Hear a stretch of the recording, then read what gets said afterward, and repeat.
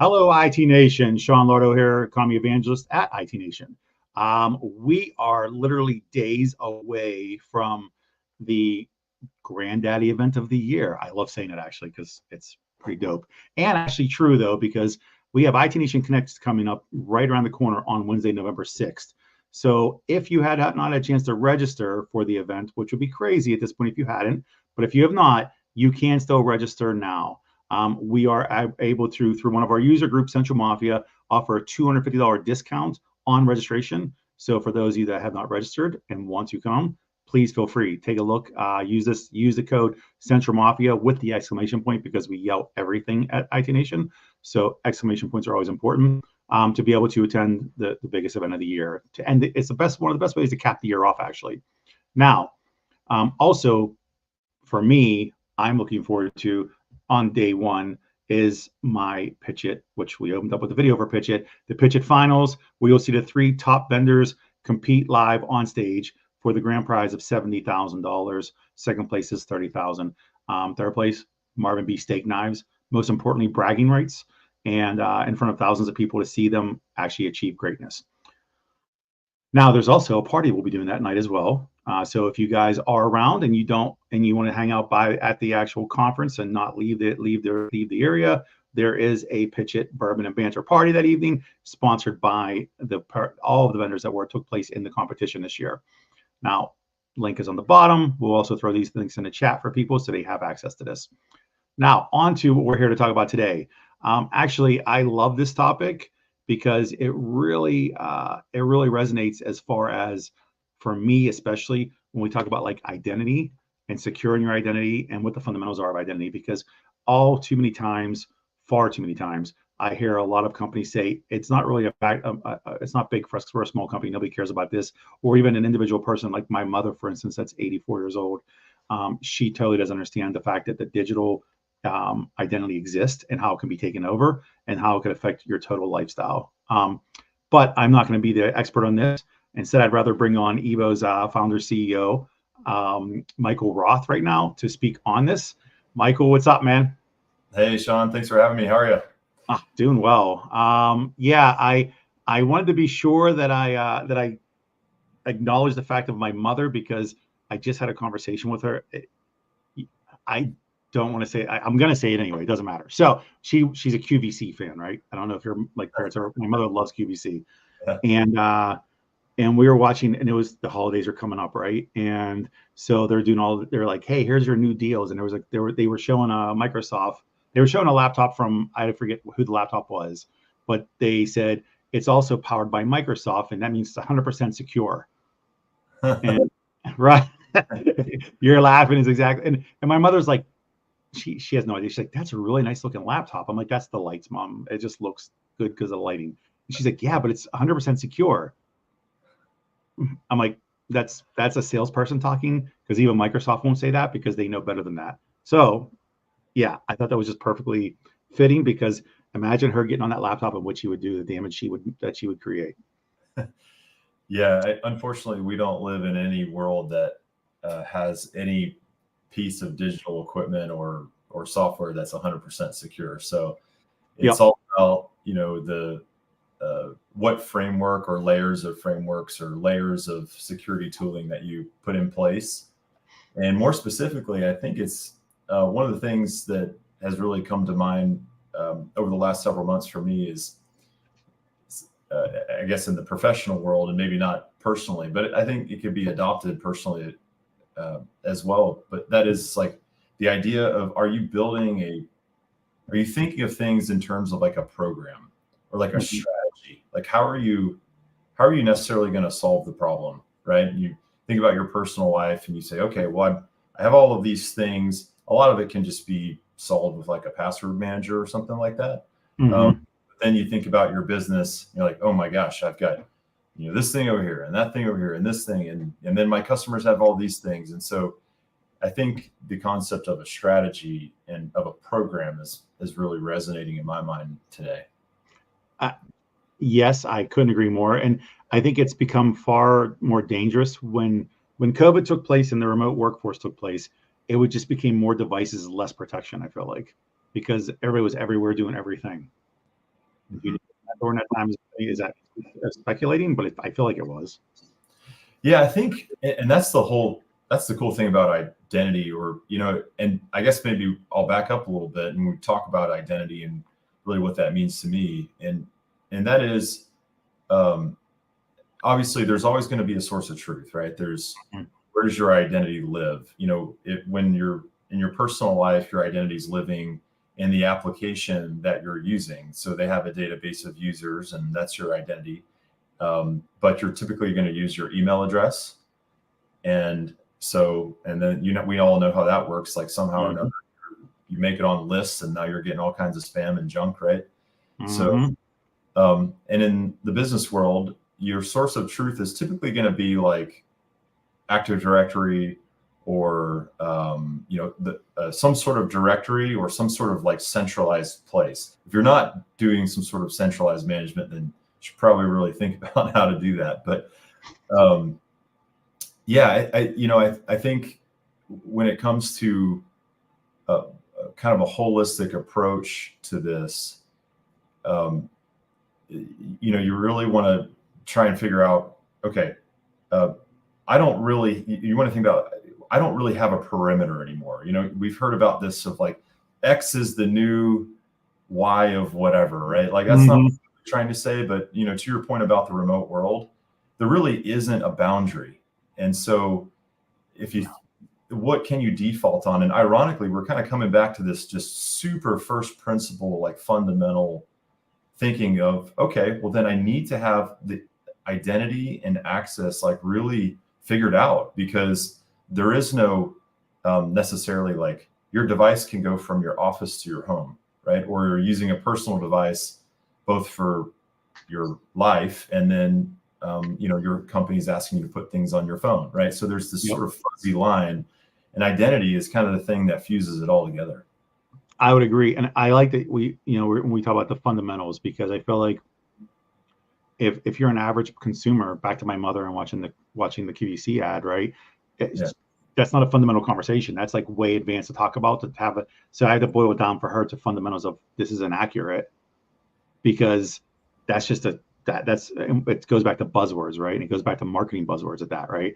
So is there a focus point that somebody should talk about when we talk about fundamentals, or is there a starting point for you that you suggest? Yeah, I think so. I'll keep this one maybe more on the business side. I think, but one comment I can make on the personal side would be like most of our engagement with other companies at the personal level is going to be where you're entering your email address, your personal creds into some web app, and just centralizing that and making sure you have really strong passwords, really complex passwords. Password managers are perfect for that. I mean, that's just sort of a no-brainer.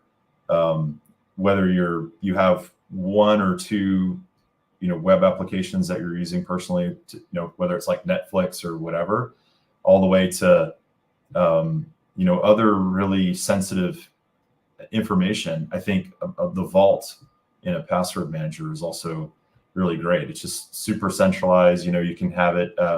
There's lots of options too that you don't even have to pay for, and some of them when you do, they're pretty cheap. So that's the comment I'd make there. On the business side, first principles are really going to be around like, again, kind of taking a step back and just saying like, okay, what am I trying to solve for here? What problem or problem set do I have? And it could be like, let's say you're a SMB, right? Or you're an MSP and you're working with, you're just trying to figure out like, how do I solve this internally? And before I even go and try and solve this for my customers, you have to take a step back. You have to understand the landscape of what you have and say, okay, is Microsoft Active Directory going to be the thing for me? And going back to your original comment, that's not always secure too. So, well, yes, I like what you said as far as like starting with you first. You always hear the lines of, you have to literally drink your own champagne, right? You have to eat your own dog food. That's so important. I think that the most difficult piece, and this is for all MSPs, has been they're not starting with themselves to enable themselves to secure themselves, and then learning and some people hate the term best practice, but then let's just call it governance and compliance instead, right? Learn how to do this in the way that you're going to be compliant and govern it the right way, and then distribute to the masses, to your customers, right? I think that's one of the big challenges we've had, and I think it starts at the vendor level first with a lack of education to partners. Yeah, I would agree with that, and I'll add another layer to it. From my seat, what we're seeing is like there's the regulatory and compliance piece, then there's the okay, how do I solve the sort of like nature of my internal setup, and then there's how do I solve for all of my different customers, because we've heard various things like, hey, well, I am servicing a retail shop, and this retail shop, they have a super high attrition rate, right? There's people just coming and going. So while we know it's not quote unquote best practice, to your point, which is a phrase, that's why I like to use like first principles or something like that. But so they say like, we know we're not solving this problem correctly, but we have to do it this way because otherwise it would just be chaos, and it would erode the value of the business, right? And so, I think that's the challenge that we see a lot of partners have, is they're like trying to solve for three things. It's like the overlay of the compliance and regulation, and then there's the substrate, or the like underneath of how you solve for your customers, and then you got to fuse it all together with your internal setup. It's actually pretty challenging. I could imagine so. And that comes back to you have to enable yourself to be successful with it before anybody else. Yeah. It's almost like the classic, on an airplane, if something goes wrong and the oxygen masks drop, you put the mask on yourself first, then your child, right? That's what they all. People are like, that's inhumane. But the fact is, if you can't secure yourself, how are you going to secure somebody else? Yeah, and I'll add like the classic statistic comment, but I'll say it in a different way. I don't know what the accurate percentage is. And the reason is because everybody has their own percentage, right? So I'm not going to sit here and claim that there's some like, single number that governs. But what I will say is that if you just do like a search, right? Or even use ChatGPT, and you're going to find out, you say like, what percentage of breaches are attributable in some way or shape or form to identity breaches? And the answer is going to come back somewhere in between 60 and 80%.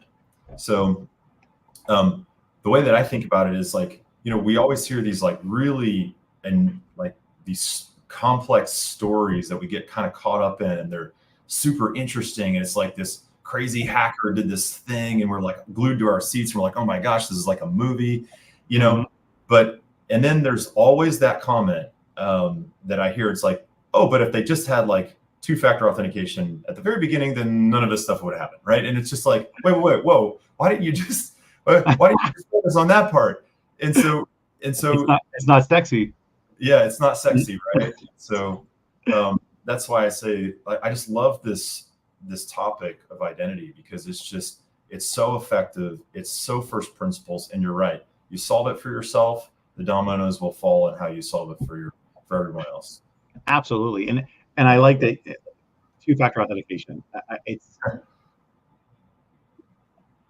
I was a sales guy for a long time, so 2FA was a horrible. MFA was a horrible thing to me because it used to be difficult, extremely difficult to do, right? And so there's been huge advancements in it now, which I'm so appreciative of, because now, and with biometrics and everything else too, it makes it so much different, And I actually don't mind MFA now because because I can do it easily. But do you recall back in the day when it was like you had to authenticate through one, then you had to download some sort of authentication app to get the numbers there, to hopefully remember those numbers and then go back with whatever it is. That was a pain. Yeah, and I don't know if anybody really wakes up in the morning and they go, you know what, I can't wait to do today. I can't wait to go do MFA. It's going to be so awesome. I don't know if that really happens, but what I do know is that I kind of equate it to hygiene, and it's one of those fundamental hygiene things where, and I'll correlate this back to the story we were just kind of joking about, and that is, it's like when you wake up in the morning, before you go to work or do whatever you're going to do for the day, like it's probably a good idea to go brush your teeth, right? Mm-hmm. And then, you kind of, if you don't do that, or you kind of do it, and then over time, you're going to go to the doctor or the dentist, excuse me, and then they're going to say, oh, well, you've got this cavity, or you've got to do this expensive procedure, and then the drama unfolds, and and then it's like, oh my gosh, it's this crazy story. Well, that kind of correlates back to, and I'm not saying that MFA is bulletproof, because it's not, but Sure. and that kind of goes back to the story where, like, okay, the hacker got in this thing, and then they did this thing and that thing, and then it's like, well, if you just kind of start with the first principles, I think you're going to solve 80% of your problems, right? If you brush your teeth every day, then you're probably not, your chances of getting a cavity aren't zero, but they're probably going to be dramatically reduced, right? I love that. Well, I appreciate that more than anything, because everybody thinks that the movie like Black Hat is what really happens, where somebody and they think that their system is like the government system, where some guy that's got this cool hoodie on that's like sitting there typing and like drilling into your stuff, like with tons of research, not realizing it's actually, like you said, just a basic day-to-day maintenance of just make sure you change your password when it's time. Make sure you use, if you can do a password creation for yourself to do the legitimate 25 billion characters they want to do. And going back to your vault concept or comment you had earlier, I think if you use a vault, I think like when I used, and I don't want to plug companies because I'm not here to plug companies, but like when I used Keeper was easy for me. It made sense. Like, and everything was there. And because otherwise everybody has the same password for everything. Everybody knows it. It's your dog's name with the birth date or some crap, right? It's how it always is.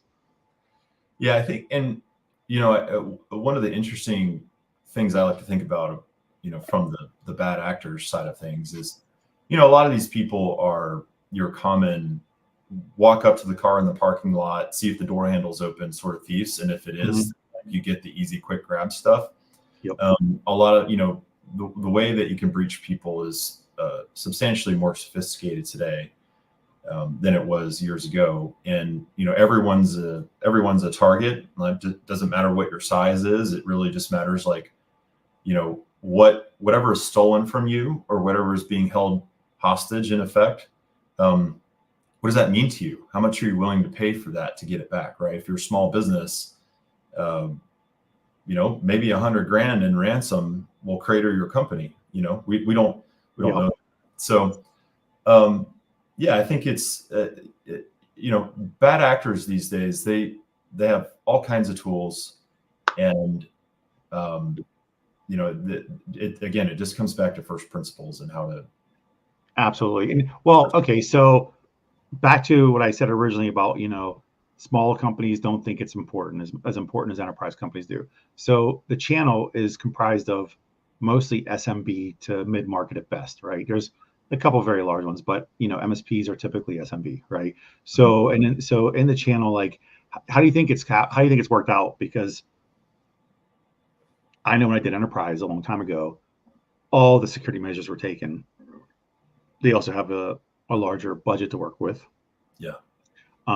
Whereas a small business necessarily doesn't have that, right? So how do you think do you think they're catching up? Do you see the channel doing better these days, or what?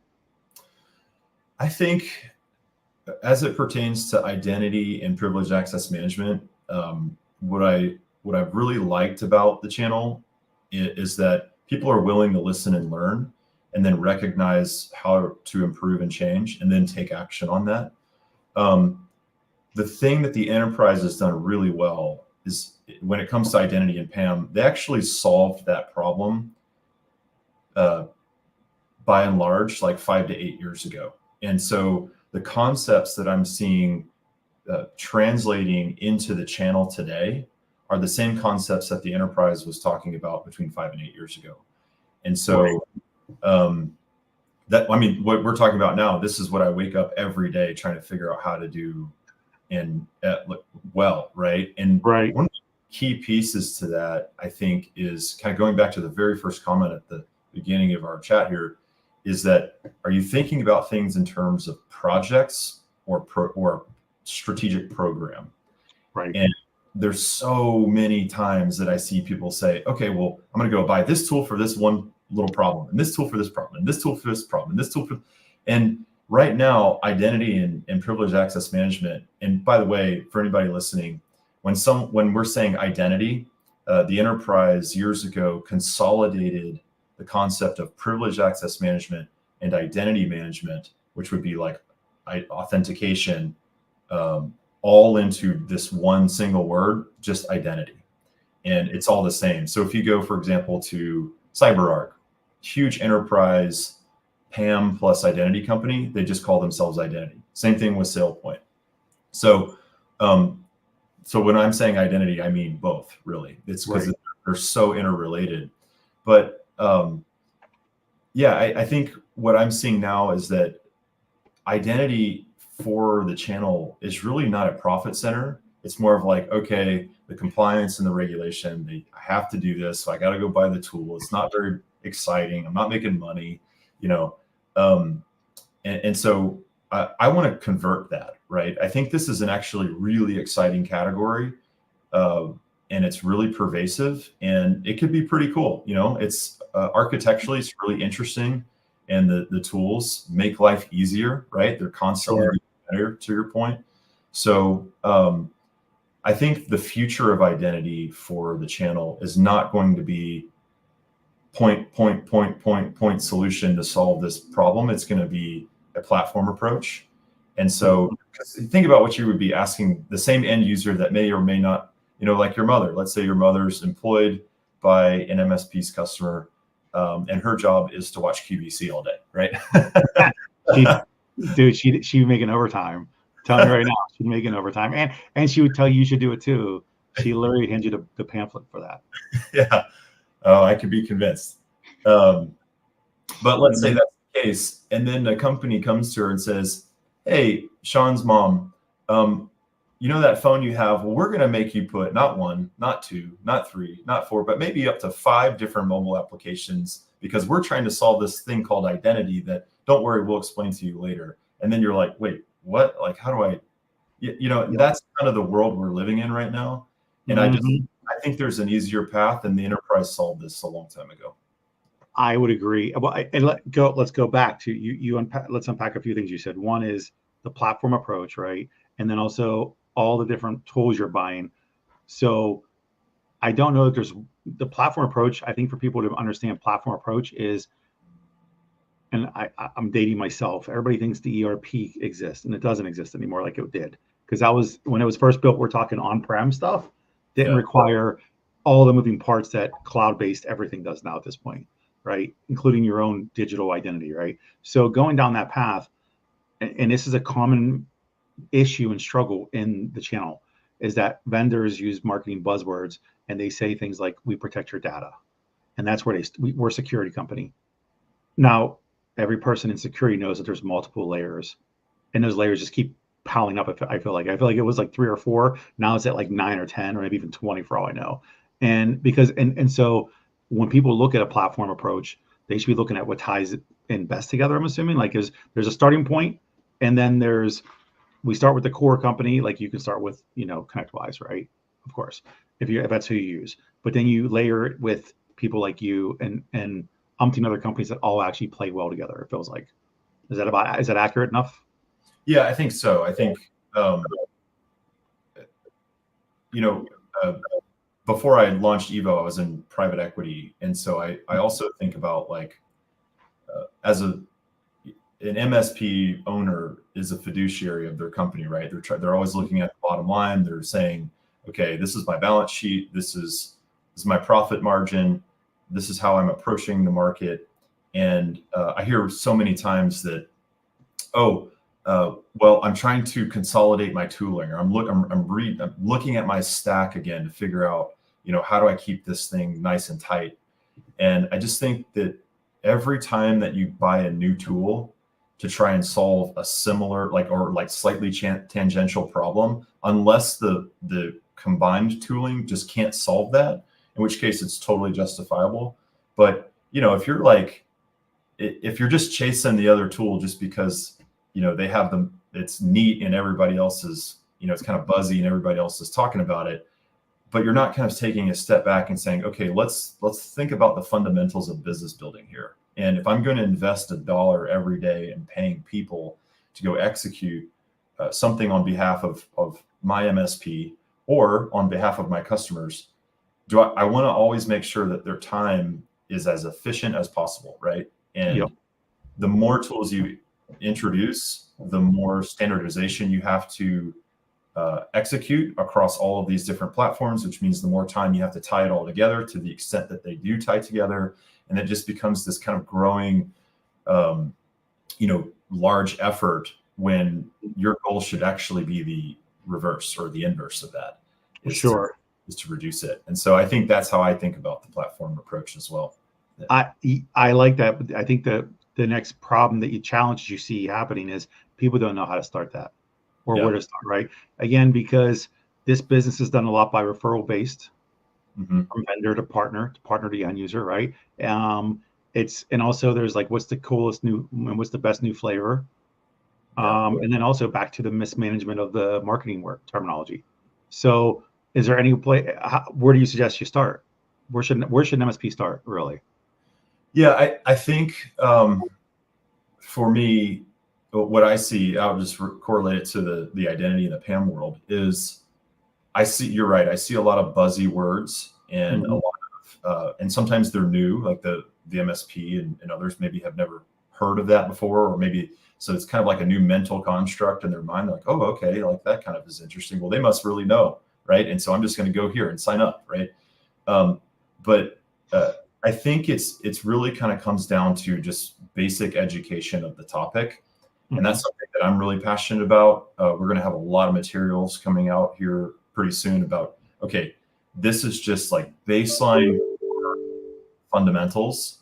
And so when you see someone say this or that or this thing, don't go veer off the path.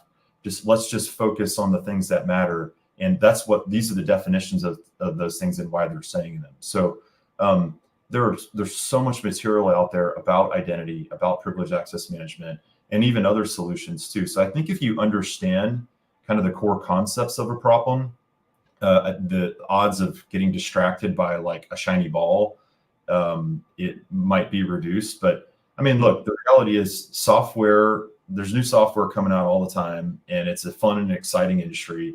So some of that will just never go away. So I don't know how you solve it in full, but I think just being educated foundationally will help eliminate some of that. Sure. So fundamentally, if they understand what the problem is, they can create their own schematic of things needed, right? Their own grocery list based off of it. And I think we'll come back full circle to the MFA, right?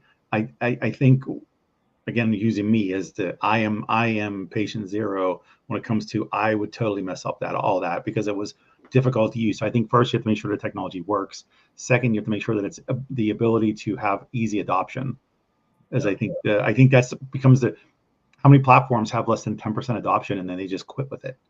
So many of them. So I assume, like for me, if everything can tie together well and I can adopt it simply, then I'll be your best employee, because all I gotta do is hit buttons and look at my phone and use a fingerprint or whatever, and it's all done. Then you have me. And then I'll tell everybody how to do it too. If its initial setup is difficult, but it's done, it's almost like a set it and forget it kind of thing, we're in. Yeah, there is a very, very real, and this is applicable to the enterprise, the SMB, the MSP, everybody in the whole world. There is a very real security versus convenience situation or problem, right? Like there's like human nature versus what's required in order to keep humans safe. It's kind of, I'll use another like analogy. When you're driving on the road and you're like, hey, my car can go pretty fast and I want to go fast right now because I have somewhere to go, but the speed limit's 55, right? The speed limit is there to keep you safe and other people safe, right? Just like some basic security measures that may not be fun to use are there to keep you safe. And so there's this natural urge to want to like revolt against it, right? Like, I just want to get into this application, but they're making me do this silly thing, right?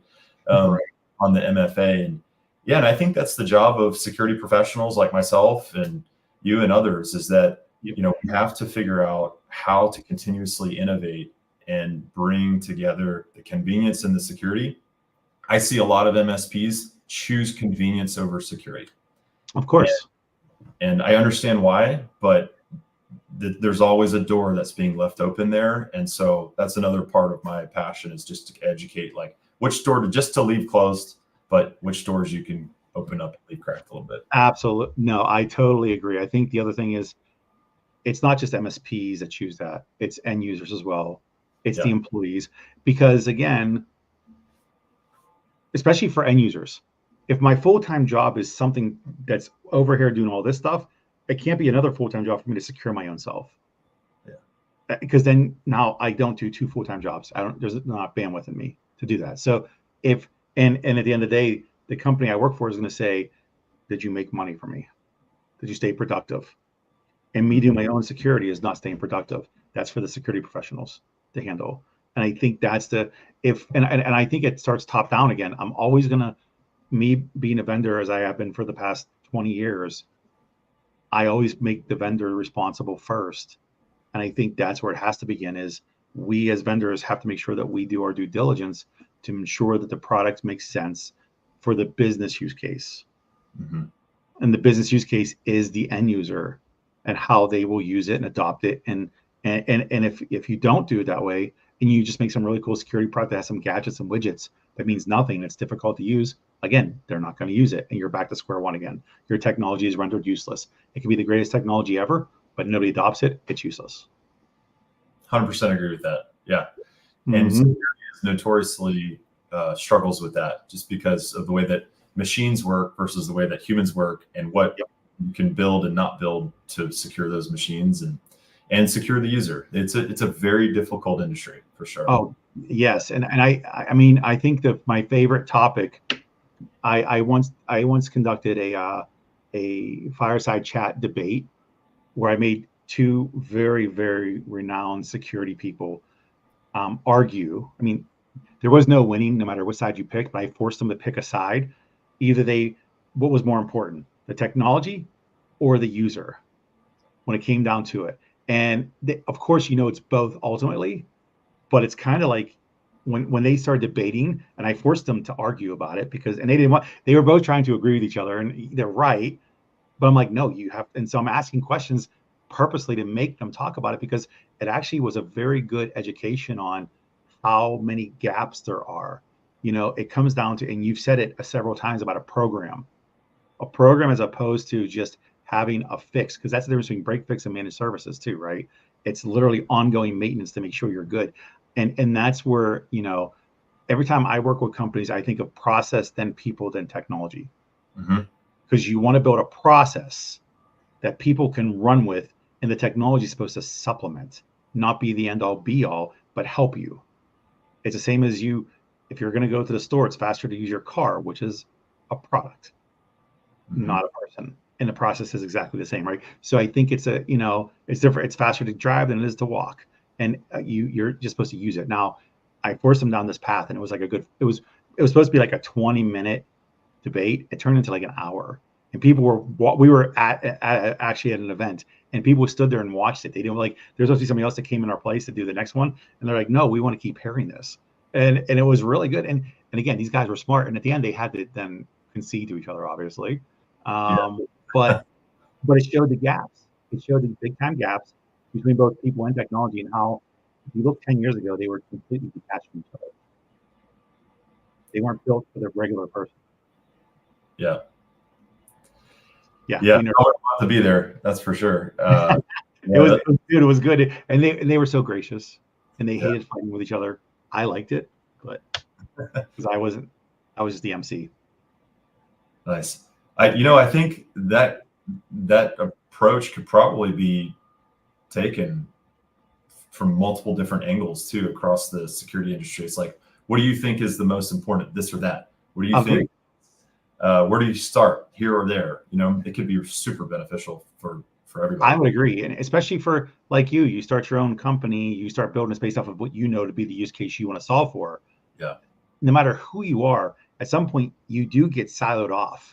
You do go and get in the box because you're so busy working on that you can lose touch with anything. It doesn't matter because you're caught up. It's a fact, right? So it's good to have that, because it's almost like getting your second and third opinion, right? And especially like you said, there's always new technologies as they come up, new problems surface. Mm-hmm. So it's a good thing to talk about, because then it's me speaking from the people and you speaking from the product, and because the product is supposed to be built around the people, not the opposite. Yeah, I totally agree with that. This is actually my first time being a vendor or a solution partner. Nice. I was an engineer and then in private equity, like I mentioned. So I really try and make sure that when we're building everything that we build, and it's very difficult. This is hard.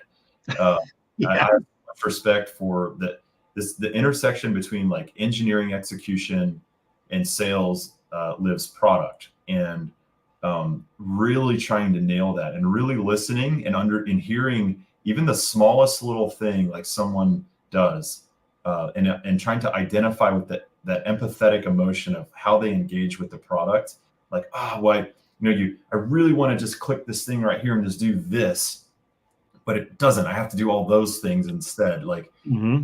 that's the magic of really trying to make all this stuff acceptable to the masses. And so I always try to think like, okay, would I want to use this? Would I want to deploy this if I'm not, in this company? And so totally agree with you on all of that.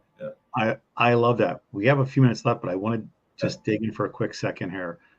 What made you come over to the dark side of things? I had too much conviction. I've studied identity and access management now for a little over 15 years. Mm-hmm.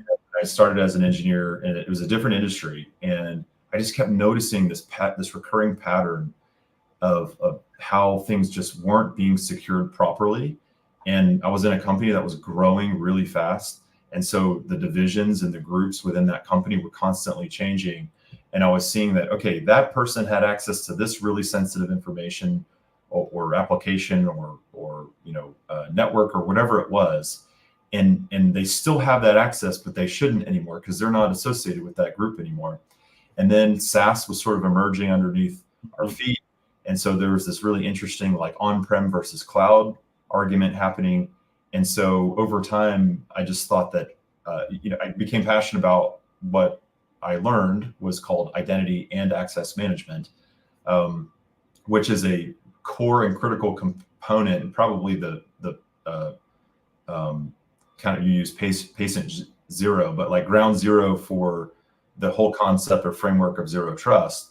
You cannot have any of that without IAM. It is the glue and the connective tissue to all of it, right? And so I just thought that, wow, what a cool thing to be able to go build a company. And I looked to see where could I go solve this problem. And enterprise was already pretty well baked. And then I saw the attack surface going to the SMB.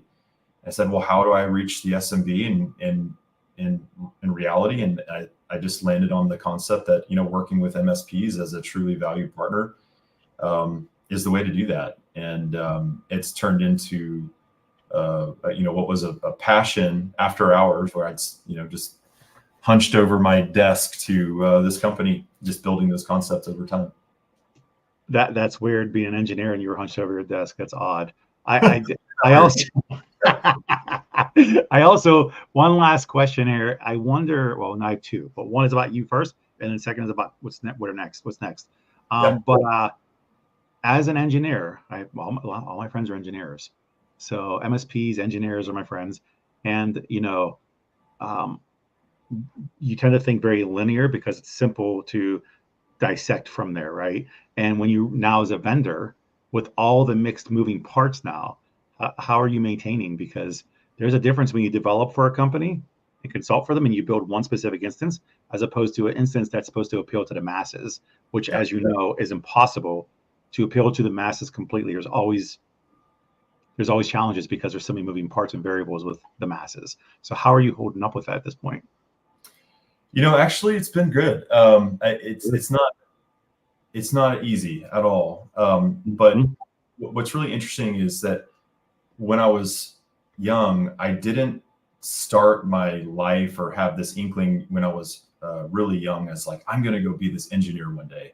I actually was just a really creative sort of, I was always thinking about kind of like advancements in science and just innovation, and just so had that really kind of, I could see things in my mind, and then I got so curious on how they needed to work that's what led me into engineering. I just had to know how it worked, and so I would say that I always try to balance things between this sort of creative product vision and like empathetically connecting with our customer base, and then with the technical elements of how that needs to be executed in reality, and then working really closely with the technical team. And then my private equity experience really helped me, and that was strategic as well. I wanted to go understand from a business standpoint, how do you run a business? How do you scale a business? Like, what are the financial and other elements that are kind of the linchpins of knowing when you've kind of reached certain milestones, or how do you shift and morph and bob and weave, how the team grows. And so, I've kind of tried to strategically build my life into this direction. And so I would say it's been one heck of a journey, but the reason that we're being successful today is not because I have all the answers. It's because we have a really awesome team and a lot of people who have been in the MSP industry for a really long time. And so collectively, when we pull our intellectual capital together, then some great things start to happen. Awesome. All right, one last thing here, because we do got to wrap it up. I'll be seeing you next week, I'm assuming, at IT Nation Connect, correct? Absolutely. Yep. I'll be there at Evolve and IT Nation. Nice. All right. So anybody should look out for from you guys while there? Yeah, we're going to be around. You're going to see the new Evo logo. We just rebranded the company. Managed security starts with identity. So you'll see that kind of posted around. And if anybody has any questions about identity, or you just want to chat, have a coffee, I can share my knowledge. I'm more than happy to do that. Absolutely. Any breakout sessions or anything like that going on for you guys, or just being there to answer questions? Yeah, just being around. We're going to be there all week for kind of focusing on Evolve for that. So you're going to have a long week next week, man. A long week. That's like Saturday to Saturday almost. Yeah, I'm leaving Sunday morning to get there, and I'll come home Friday. So all right, perfect. And we have the link to your website at the bottom. We also just put your LinkedIn URL also down there, so anybody wants to connect with you can. Looking forward to seeing you. Seriously, Michael, thank you for the time today. We could probably talk about this for the next 4 hours, to be honest. But I don't know that anybody wants to listen to us talk for 4 hours. Let's be honest. Yeah, probably no. Digestible chunks, small bites is what we need. But yeah, for those of you again that are interested in seeing more of Michael, myself, and everybody, all the cool people next week, the Stone Temple Pilots, Tony Hawk, a lot of parties, a lot of friends, you can still register. And across the bottom of the screen, we have the Central Mafia code for $250 off of your All Access Pass to IT Nation. That starts, Evolve starts on Sunday, Monday timeframe, but IT Nation starts on the 6th.